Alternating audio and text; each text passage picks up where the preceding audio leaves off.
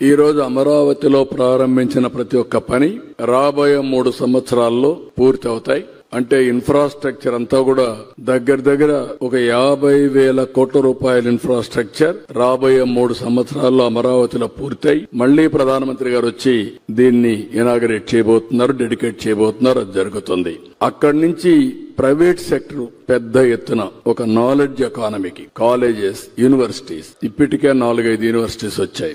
ఇంకా అనేక యూనివర్సిటీ తీసుకురావాలనుకుంటున్నాం. పోలవరం మీరు ఒకటి గుర్తుపెట్టుకోవాలి. పోలవరం 20కే పూర్తయి ఉండాలి. ఆ రోజు తెలుగుదేశం పార్టీ 19లో గెలుచుంటే 2021కి పోలవరం పూర్తయ్యేది. దానివల్ల రాను వీళ్ళు గడిచిన ప్రభుత్వం నిర్లక్ష్యం వల్ల డయాఫామ్ వాల్ దెబ్బతినడం, ఈ రోజు ఆ డయాఫామ్ వాల్ అంతా పూర్తి చేయడానికి మళ్లీ రీవర్క్ చేయడం, అనేక సమస్యలు తీసుకొచ్చింది. అయినా కూడా కేంద్రం 12,000 కోట్ల రూపాయలు పోలవరం పూర్తిగా డబ్బులు కేటాయించారు. ఆ డబ్బులు ఖర్చు పెట్టి 2027 మిడ్ లో గాని, అంటే ఆగస్ట్ సెప్టెంబర్ లో గాని, ఈ ఇయర్ ఎండ్ గాని పోలవరాన్ని పూర్తి చేసి జాతికి అంకితం చేసే బాధ్యత ఎన్డీఏ ప్రభుత్వం తీసుకుంటాం. ఒక్క పోలవరం రాష్ట్ర రైతాంగానికి గేమ్ చేంజర్. మీరు ఒక్క విషయం గుర్తుపెట్టుకోవాలి. నేను అనంతపూర్లో కియా మోటార్స్ రావాలని ఆలోచించాను. అనంతపూర్కు ఒక అడ్వాంటేజ్ ఉంది. బెంగళూరు ఎయిర్పోర్ట్ ఆ సైడ్ వచ్చింది, నేషనల్ హైవే ఉంది. బెంగళూరు ఎయిర్పోర్ట్ నుంచి 45 మినిట్స్ నుంచి 1 అవర్ అయితే నేరుగా అనంతపురం జిల్లాకు వస్తారు. ఇప్పుడు హిందూపూర్ జిల్లా, సత్యసాయి జిల్లా.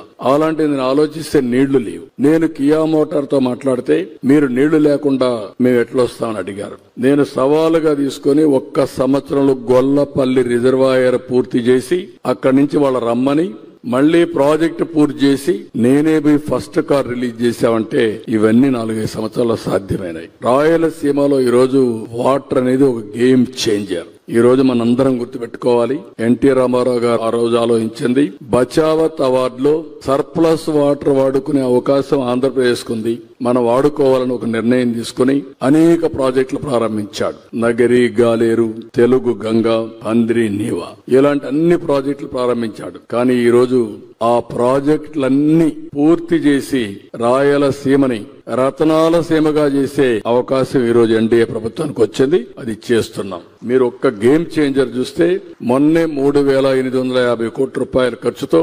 740 కిలోమీటర్లు కెనాల్ అంతా వెడల్పు చేసి 3,850 క్యూసెక్స్ ఆఫ్ వాటర్ తీసుకొచ్చి నేరుగా మల్యాల నుంచి కుప్పం వరకు నీళ్లు తీసుకొచ్చాం. అసాధ్యమన్నారు, సాధ్యం చేశాం. 100 days చేయగలిగాం. అలాంటి ఫోకస్ అప్రోచ్ తీసుకుని ముందుకు పోతున్నాం. కాబట్టి ఇవన్నీ సాధ్యమవుతాయి.